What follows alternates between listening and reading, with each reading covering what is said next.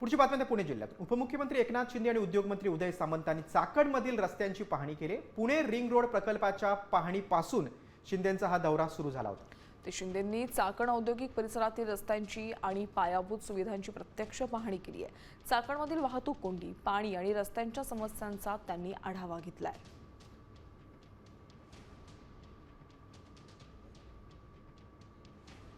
विकास panel म्हणजे readymade concrete रस्ता,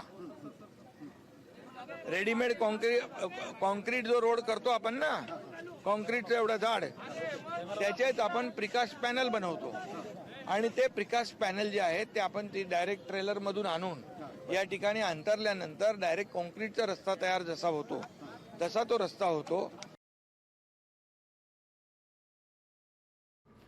बघा, यापूर्वी देखील उद्योगमंत्री उदय सामंत यांनी चाकणमधल्या सगळ्या रस्त्यांच्या समस्येचा आढावा घेतला होता आणि उद्योजकांशी चर्चा देखील केली होती। आणि आता आपण बघतो की उपमुख्यमंत्री एकनाथ शिंदे यांनी आज रस्त्याच्या कामाची पाहणी केली।